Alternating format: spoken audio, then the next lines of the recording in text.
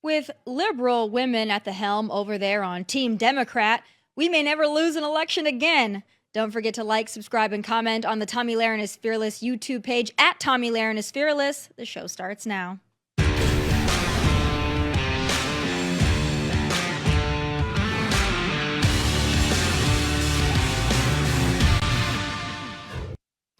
It was a big weekend of big losses. For example, we lost an hour of sleep, and Democrats, well, they lost their damn minds, and they may very well lose every election for the next 10 years if we're lucky.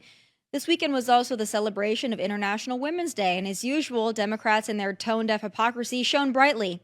As you all know, you can't claim to celebrate women or our day if you don't know what a woman is and or you want ding-a-ling swinging around in our sports and locker rooms. But the complete disregard for women's sports and safety from the party of so-called feminism wasn't the only area of hypocrisy showcased this weekend. Our girl, Jasmine, also forgot to post a single white woman in her Women's Day Girl Power montage.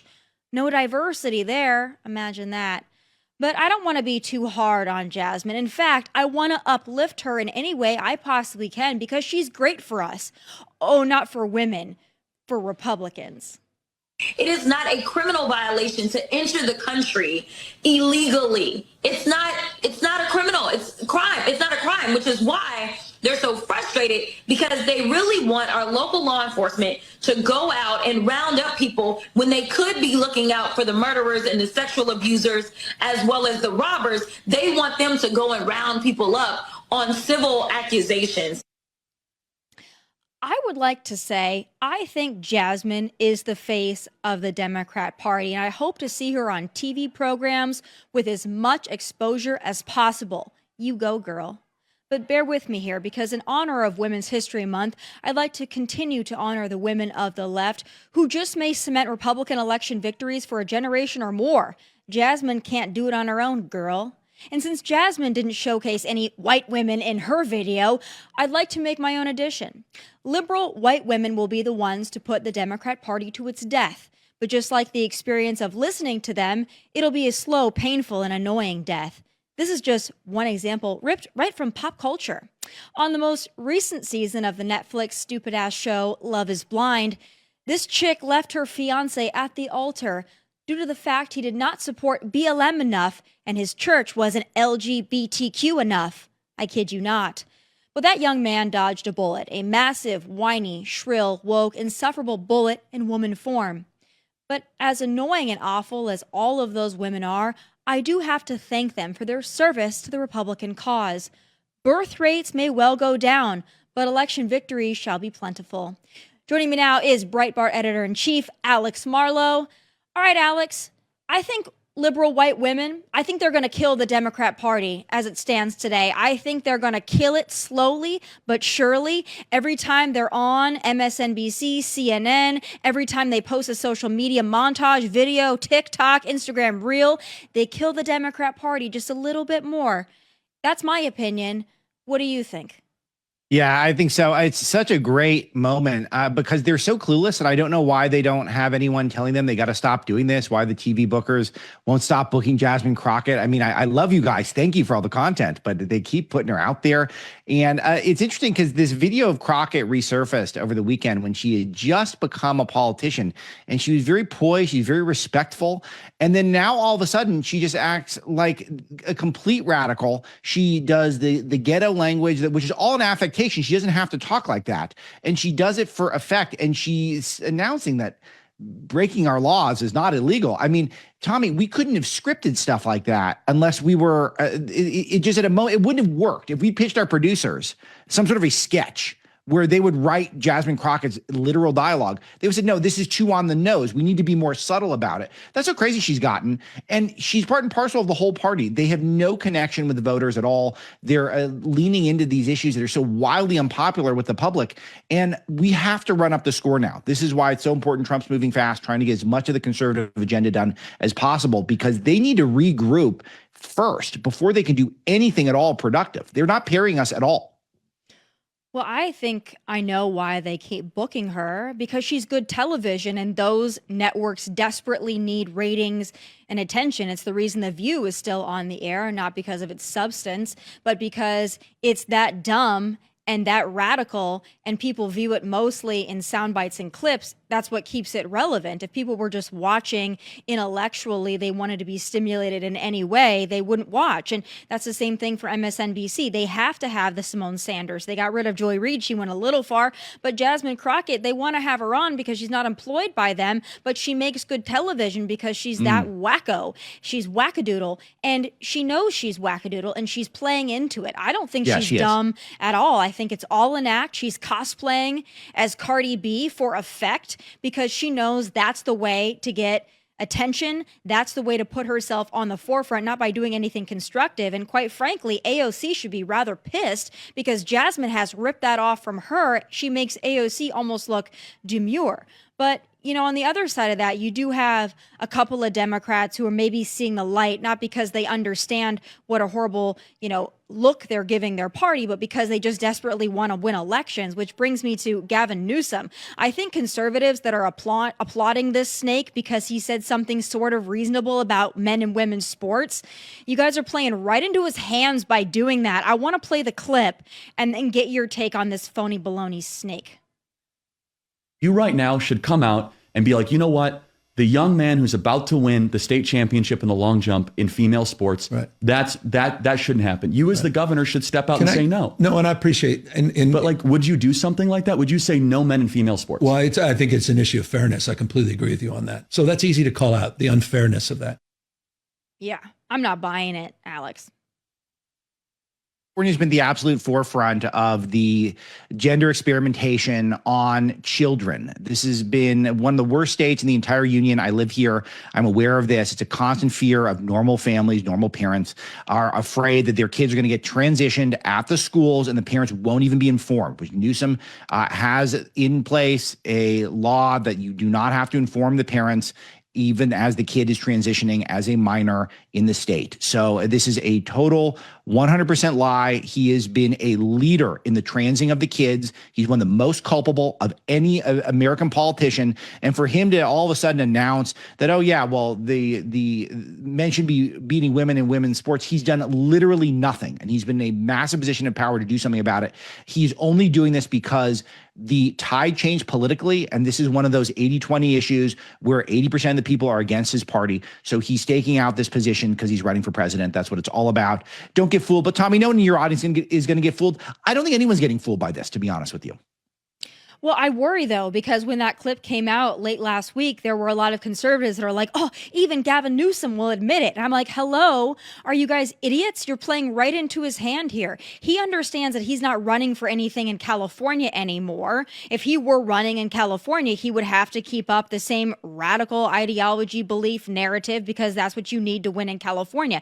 He's pivoting because he wants to run for president in 2028. He knows that the fires were a horrible look for him. He launches this podcast. He wants to talk to conservatives because at least he's smart enough to realize he would have to do that to have some sort of national appeal, but it's all bogus. He will do and say anything to get elected. It's the same thing when he says, oh, I'm going to go to the border and take a photo because I know we need border security. This man doesn't believe in anything beyond getting elected. So for those that are like, oh, at least he's reasonable, he acknowledges, no, he doesn't. To your point, he doesn't do anything legislatively to stop homelessness, to stop illegal immigration, to stop men and women's sports. He just says what he needs to say to make clips go viral and look like he's some warrior for common sense. He's disgusting, and you know this just as well as I do, if not better, because you still live in California.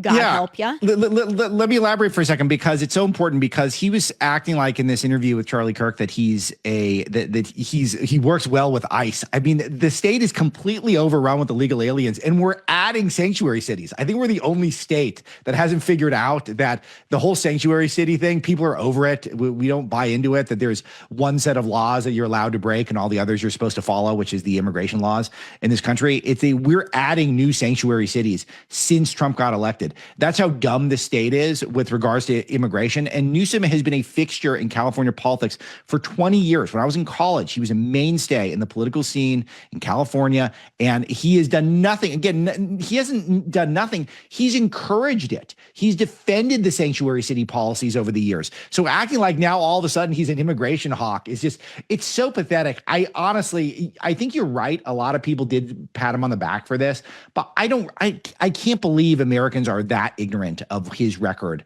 that he'll get away with it over the course of a long campaign.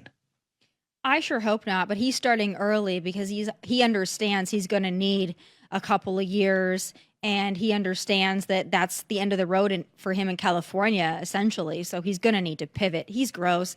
One more California topic for you. Mayor Karen Bass, the text messages that went poof. I wanted to ask you about that because I saw it and I was like, wow, that's really convenient. And, of course, the lawyers are saying, oh, her phone auto deletes messages. I get a lot of text messages. Mine don't auto delete. I'm not getting thousands and thousands to where mine from a couple months ago were starting to auto delete. That seems very sus to me. But I'm wondering what you think the rationale behind those messages going poof is. Yeah, I never heard of anyone setting their text messages to auto delete. I mean, I guess there's some, I guess there's a Skype or something, or not Skype. What's the other one? Signal. You can set it to disappear after a while. Maybe that makes sense, but that's not typically people's text messages. I had not heard that as a common thing. But apparently, according to one of our attorneys at Breitbart, that this is a violation of state law and the city's own administrative code, that you can't do this. So she should be impeached and removed. But then again, whoever replaces her is going to be just as bad, if not worse. So we'll have to deal with that. But we've reached out to Nathan Hochman, the LA's district attorney, and he should investigate. He absolutely ought to investigate and pursue legal action against the mayor. Those are not her messages. Those are our messages. She's our mayor, and we need to know what's going on. So these are apparently specifically messages concerning her trip to Ghana. She promised the city that she would not go overseas. She would not just use the LA mayorship, as is so often the case, as a stepping stone for national office, that she would actually try to be the mayor. We knew we had a high wind advisory, a once in a decade type wind situation ahead of the LA fires. She left not only the city, she left the entire continent to go to Africa for no reason at all.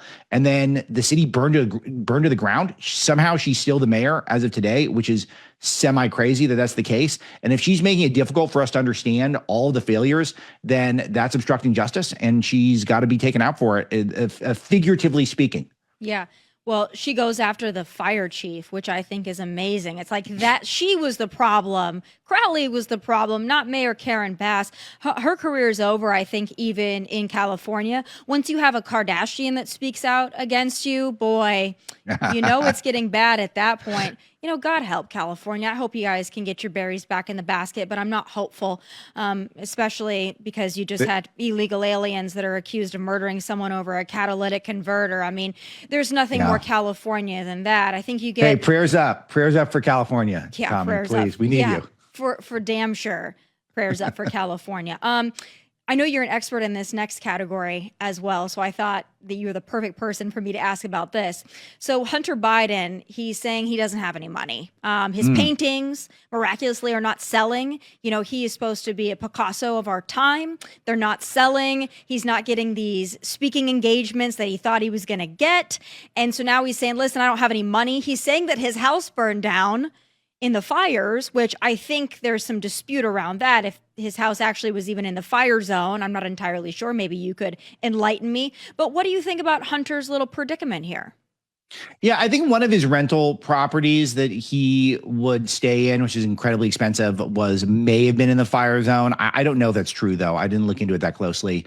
But his main home, which I think is in Venice, California, should have been fine. So I don't know, but it's all a lie. It's all grift with Hunter, and nothing's to be taken literally. Recall when the New York Times did this big puff piece on his art initially, they didn't understand that Hunter had put all these Easter eggs to troll them in the piece. They wrote about him like he was some sort of a serious artist, but Hunter showed that he actually does the art by blowing into what looks like a cocaine straw or a crack pipe. This is literally how he does his art. He blows into a little glass tube that looks like something you would use to snort cocaine. That's his art. He's joking. It's all a joke. It's a big joke. And the paint he uses specifically, alcohol-based paint.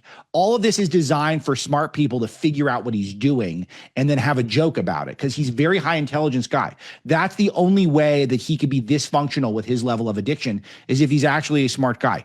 Either that, Tommy, or I'm totally wrong, and he's the Vincent van Gogh of our time. Van Gogh never got his due in his lifetime. He had to pass away for the legend of him to grow, and then all of a sudden his paintings were worth a lot. And we're all going to be eating our words here. Anyone who doubted Hunter, get in on the art now. Buy it now. They're only like 36 grand now a piece. You buy it now, that thing is going to go up. It's a great investment. Hey, look, I'm not an art appraiser, but if I was, I'm going all in on Hunter stuff. This guy deserves a break. Yeah, that's very kind words that you're giving us, obviously, with a huge dose of sarcasm.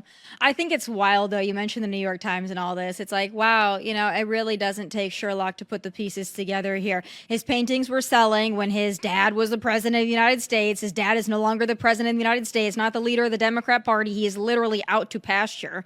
And now Hunter can't sell the paintings. Wow, it's almost as if it was a pay-to-play scheme. It's almost as if everything that you've been saying and writing about for years, and we've been alluding to for years, was true. Another conspiracy theory, just make another check mark by that. I feel bad for the Biden family. The cash cow has literally been put out to pasture.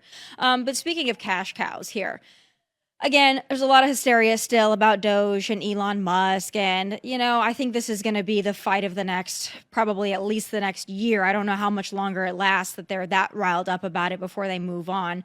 But again, we've got another headline about a senator whose wife was benefiting from NGO aid money. And I think the more they dig into this, the more they're going to find, because Democrats, we know they love waste, fraud, and abuse. We know that they love to give money to crap causes. But I think that as we dig in more, we're going to find more spouses, family members, friends of that were on that, Hunter Biden model, where they're making money off the government, at least someone in their orbit was, and that's why they don't want this aid money to go away. What do you think about this headline, and how much more do you think we're going to find of this? Yeah, I think the more we dig, the more we're going to find. And it's not, people act like Musk is being very reckless because his public persona is sort of off the wall, and he's a premium internet troll. He's got this immature sense of humor, and it just rubs a lot of people the wrong way. But there is a huge level of seriousness to what he's doing. He's working very efficiently, and he's working with very serious people also in the Senate who have been categorizing and documenting waste for decades, or at least many years, and have been waiting for there to be the political imperative to actually deal with it, because it is messy to do this. It's messy to cut thousands of jobs. It's messy to clean up a lot of those slush funds going around Washington. Tommy, I lived there for a long time. It is real. It is a huge economy that has been created, the bureaucratic lifestyle, where all these people, take the Stacey Abrams example, my favorite example. The EPA gets one of her NGOs, which had $100 in it. $100 gets it $2 billion. And this is how people get rich in Washington, and they don't want those gravy train to run out. They want to keep going. Did you notice that Abrams, by the way, she went out to do damage control over that story? Yeah. She went on Chris Hayes' show. I know one of your favorite hosts, Tommy. I know you really emulate Chris Hayes in the way you do your broadcasting. And she did an interview to try to cover herself. She said the money was supposed to be used for home appliances to reduce electric bills. So Abrams, in charge, who's no background in this, is in charge of giving $2 billion out for that. I mean, it's just unbelievable. And it's not going to stop. It's not going to stop for at least the next year and a half. We're going to keep finding new examples like this, which will delight and entertain our readers and listeners and viewers, but should outrage all of us also. I saw that interview where she was explaining, listen, we gave these people more efficient appliances. Their energy bill went down. It's like, that's great. It's a noble thing. I'm not sure it takes $2 billion. I'm not a mathematician, but for $2 billion, you could probably buy everybody, an actual appliance, not just educate them on the appliance, but just buy appliances for everybody. I mean, that's really incredible. It's incredible that also, from going to having no money to all of a sudden being injected with $2 billion right at the end from your buddy Joe Biden. That's amazing how that works. Other things that I want to get to, hot topics. Sure. I'm really sick and tired of the Ukraine conversation. It just annoys me because I think that our patience level for this after that display at the White House, I just think the American people, and it's actually sad because I think the compassion for the cause has gone down to such a low level because of Zelensky. I think they would do well to replace him because then people might actually feel for that country again. I feel like a lot of people are just at their wits' end with it. Like they want to see them do well, but they're just sick of it. And then you have people that are not helping the cause by going on MSNBC and saying that Ukrainians are more American than Americans. Let's take a look at this clip for those who don't believe it actually happened. So for the person who's watching, yes, who just heard you say Donald Trump is not standing up for Ukraine, what do you say to the person who says, well, I don't care about Ukraine. I want Donald Trump to stand up for America? What do you say to them? I don't know where you got that. I mean, I don't have time for it. Yes, but we hear it. We hear it. Here's the thing. Where did you grow up? Did you grow up in a place where you thought the Russians were the good guys? What part of America did you grow up in where they taught you the Russians were the good guys and our allies were the bad guys? That's the flip here that we need to continue to remind people. The Russians are the bad guys. They're raping women. They're killing children. They're bombing cities. The Ukrainians are the noble good guys. In some ways, they're more American than we are over the last couple of years. And we must stand with them in the same way we stood with the allies in World War II and since this country was founded. This is not just about Ukraine. This is about the core and the integrity of American values. And that's what he's also betraying. Not just Ukraine, he's betraying American values. That's what they get so fired up in their just love and zest for Ukraine. I don't. I'm sick of it. But what's your take? Yeah, I'm sick of it too. I think this is the main thing is you can actually think what this guy, I tried to look up who this guy is. I couldn't figure out his name, but there's a couple of really important points in that commentary. And one of them is how he just declares Russia the bad guys. I mean, in these entanglements overseas, it is rarely a black and white deal. It just isn't. And at the start of the war, Russia invaded, but they invaded because I believe Joe Biden and America's weakness and our foreign policy are continuing to dangle this carrot in front of Ukraine that maybe they could join NATO, which would basically commit America to fighting a war against Russia, which was a total non-starter for anyone with a brain. But Russia was had to be in fear of that due to America's irresponsible foreign policy. So it's very noteworthy that trying to just portray it as a black and white thing, that's not where I'm at on this. I think Russia's bad. I don't like Putin. I don't like they invaded. But Ukraine is grifting. They're bilking us of a bunch of money. They don't know where $99 billion that we sent them went. Zelensky blatantly disrespectful in the Oval Office. Why does he keep wearing that tracksuit? He's behaving like a fascist dictator. He won't call elections. I know technically he doesn't have to because he declared martial law. But again, that's a dictatorship. I thought we loved democracy, Tommy. Isn't that what we were told for all these years? We are the stewards of democracy. Democracy is important. Well, he doesn't have elections. He doesn't have habeas corpus, which means he can arrest whoever he wants. He doesn't have a free press. He doesn't allow for opposition political parties who have any strength whatsoever. He shuts those down. So he's not a great guy. Let's stop acting like he's such a great guy. The conversation needs to end. This war needs to come to an end. I don't care about who started anymore. Yes, I'm aware Russia started it. I don't care anymore. We need to wrap this thing up. That's all Trump wants to do. And when Zelensky's out there saying, I need security guarantees. What's a security guarantee? That we're going to go to nuclear war with Russia? That's what a security guarantee is to me. What else is he talking about? He's insane. He needs to go and the war needs to stop. Yeah, security guarantees. You think that Americans are going to fight and die for Ukraine? Oh. It's also really annoying to me that they sit there at MSNBC and it's like segment to segment, right? So on the one hand, they're like Gaza, Palestine, free Palestine, Israel bad. And then the next segment, they'll be like, but Ukraine is our ally, so we must fund them in perpetuity because they're the good guys here. But again, the moral gymnastics. But hey, but Ukraine's the Ukrainians are the best Americans. I also learned that from that segment, which is new to me. I had not learned that Ukraine has the best Americans. They're more American than we are, apparently. Last thing I want to talk to you about, Sure. Another great thing I think the Trump administration is doing.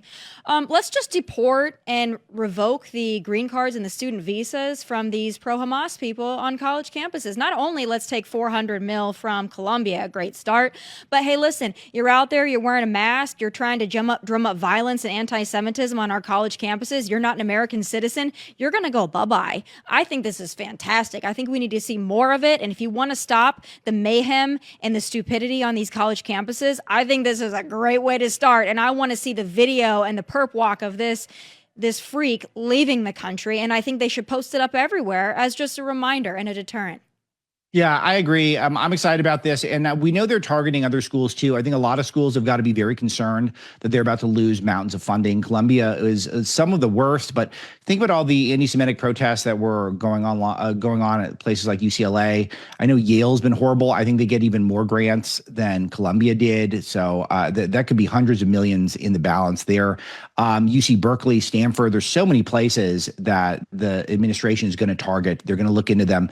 And that's going to send a signal to other administrations and other universities that they're going to be next if they continue to tolerate hate speech, but only hate speech directed at a couple of groups. And let's face it, it's the Jews. I mean, that's what's allowed on our campuses. You can slander one group of people with impunity on the vast majority of these campuses. It's a unique thing that they've singled out the targeting of Jews on their campuses, and they still get federal funds. It doesn't make any sense to me. I like the idea of, to the point earlier that you touched on about visas as well. We need to clean up the whole process. I'm not anti-immigrant, but we need to have much higher standards on who is allowed in this country. You can have if we had a strong points-based system for immigration, we could have lots of great immigrants. We could only have the best immigrants, but we have an out-of-control system that's intentionally done so to create chaos and to undermine the fabric of this country, and we need to stop that. What is your takeaway from the gold card idea, buying your way to American citizenship? Initially, I was a little conflicted about it. I was like, I mean, I don't know. I don't know what the vetting process is like for that. Like, I would be afraid that Chinese nationals would take advantage of that, for nefarious purposes. I don't know how you necessarily completely vet the intentions. But then the more I thought about it, I was like, listen, if we can get some money right now, we're just kind of letting these people in that contribute nothing and actually suck off our economy. So maybe it's a good idea. I don't know. I'm not sold on it, but I'm curious. And what's your take? Yeah, I think at an intellectual level, in a vacuum, I like it, but this stuff never works out. It always ends up getting abused, and it'll end up, some bad guys will get in, and then it'll create a headache, and then eventually Republicans will lose an election again, and then Democrats will turn into something perverted. But theoretically, if you can evaluate it in a vacuum, having people who really want to be here and who are going to immediately contribute to the economy and can pay their way in, and that money goes to the Treasury, goes somewhere good, it sounds fine to me. Again, I'm okay with it, but I got a prediction is not going to go great, but I'm fine with it overall. Yeah, I mean, again, let's try something new. Let's see. Yeah. Let's see. There's a lot of trying something new in this administration, and it makes people a little bit uncomfortable. But again, I think too, and I promise this will be my last question for you, I'm a little worried about the economy with the tariffs and some of the economic plans. I think that they will work, but I think it's going to be a period of uncomfortability until they really start to work. And if you only go halfway and then you get uncomfortable and you back out, it's going to be even worse. So I'm wondering, from your perspective and what Breitbart is commenting on this, what would you advise the president and Republicans on the issue of the economy and the tariffs, and Donald Trump saying to Maria Bartiromo over the weekend, like, I don't expect there to be a recession, but I don't want to say anything about it. It kind of reminds me of when the Biden administration, they said the inflation was transitory. I worry that people are going to get a little nervous about it. Yeah, it's a fantastic question. I've been grappling with this a lot. So I liked in that Bartiromo interview that Trump talked about a 100-year plan for the country, because that's how China thinks of things. That's how I think a lot of the great empires throughout time have thought of things. And we're looking at the stock market day to day. We look at quarterly reports. We look at monthly jobs data, and then we let that dictate everything. And what ends up happening is we end up becoming politically reactionary, and that doesn't always work out, especially medium to long term. That's not an optimized strategy. So I like the idea that Trump is thinking, how I'm never going to have to run again. What do I do to really put this country in a great spot for the rest of the century? And I think that a lot of what he's doing now actually does that. But you mentioned something really interesting, that we can't go halfway. I didn't love that there were some tariffs that were put on last week and that were immediately taken off. I don't think that's the right move. I'm pro-tariff. I think the country's pro-tariff now at this point. But I think you do got to pick. Like, if you're going to put something on, leave it for a bit. And if you're not going to put something on, then fine, we'll go with that. We'll try that for a while. But we can't do the thing where we're flip-flopping. And I know that there's a lot of real free traders in Trump's orbit. There's a lot of people who think trade is a very powerful weapon in his orbit. And they're going to fight amongst themselves. Trump loves this stuff. He loves the sort of gladiator pit of a cabinet briefing. Like, he likes that stuff, and he can have a lot of benefits. But overall, I think the country is up for it now. And if he moves now, if the stuff gets into place now, I think over time it's going to work. And we've got a long time until the next election. We got a year and a half to go. I think we're going to see a lot of progress by then. But you got to have a strong stomach. And I think Trump's got that. I don't think everyone, though, within arm's reach of him who has his ear, I don't think they've all got that strong stomach. So it'll be very interesting to see what really happens. But I like the approach of start looking down the field, not just past the next quarterly report. Yeah, I think we just got to stay the course, but there will be Republicans that will get cold feet. You know, when you come in with a mandate from the American people, you get everybody in line. But then as time ticks along and then you start seeing people, well, the eggs are still expensive. And, you know, it's like, listen, it takes a little bit of time. But like, don't let perfect be the enemy of good. And let's get somewhere where we can actually set ourselves up for long-term success. I think that's exactly what Donald Trump is trying to do.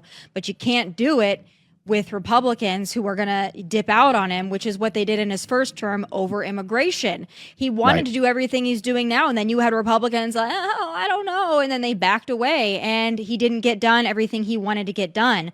I think we're over that hump with immigration, but now is the economy going to be the next? That's what my concern is. But I have trust and faith in President Trump, and I hope that he holds firm on a lot of these things. Alex, thank you so much for joining me as always, and for all that you guys do over at Breitbart, and then, of course, your own show. I always really appreciate your perspective. Please come back soon. Tommy, I always love these, so thanks again. Thank you.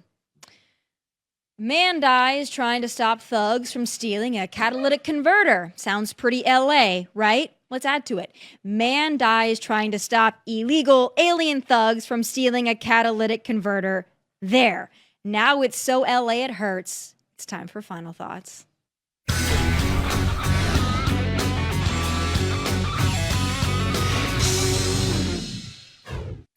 Being a good and decent person in a thug-ridden and lawless city like Los Angeles could get you killed. And in the case of Juan Miguel Sanchez, that's exactly what happened when he tried to stop two thugs from stealing his neighbor's catalytic converter in Inglewood last month. He was shot and killed over it, and it was all caught on surveillance video. But you're going to be just shocked to learn a couple other facts about this tragedy that made it entirely preventable. The two men accused of shooting him in the chest and killing him are thugs with rap sheets a mile long. Oh, and also, quick side fact, the two men accused of shooting him in the chest and killing him are thugs with rap sheets a mile long, who are also, wait for it, in this country illegally. Sanctuary policies strike and kill yet again. Meet Wilber Alberto Rabales and Jose Christian Savaria Sanchez, the newcomers arrested in the murder of Good Samaritan Juan Sanchez. Let's start with Wilber. He's a Guatemalan national, has been arrested at least 15 times in the last few years in the county, predominantly on gun charges, grand theft, burglary, and drug charges, police sources told Fox News. He has multiple grand theft arrests, mostly for stealing catalytic converters, and past charges for multiple DUIs, conspiracy, felon in possession of a gun, possession of burglary tools, possession of meth, possession of stolen property, and felony hit and run during a police pursuit. And his buddy Jose has been arrested at least a dozen times, mostly for grand theft, gun charges, drugs, burglary, kidnapping, possession of meth, and possession of burglary tools, the sources said. So not only should they, as repeat violent offenders, not be on the streets of Los Angeles, they, as illegal friggin' aliens, should not be in America at all.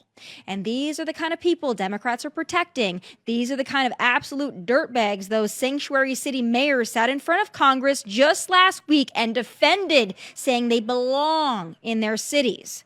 The victim in all of this, Juan Miguel Sanchez, leaves behind a wife and two sons. His family said he was their sole provider. The day he was shot in the chest and killed, he was headed to work before 4 a.m. to get a head start at his job, where he had just been promoted while working to clean up after the Palisades fire. His life mattered, and his life would have never been lost if not for the insane and sick policies of Democrats who care more about the feelings and rights of illegal alien thugs than decent, hardworking Americans just trying to do the right thing. These so-called leaders have blood on their hands, and I hope they wake up in a cold sweat every single night for the rest of their lives. May God be with the family of Juan Miguel Sanchez. We are so sorry for your loss. And those are my final thoughts. Please be sure to tune in tomorrow live at 1 p.m. Eastern. Catch full episodes of this show on outkick.com and Fox Nation. Also, please do like and subscribe to our YouTube channel at Tomi Lahren is Fearless. From Nashville, God bless and take care. Hey, thanks for watching. If you want more of my hottest takes, must-see conversations, and of course, my final thoughts, click here and make sure you subscribe here so you never miss a beat. I'll be here every weekday, and I hope you'll join me.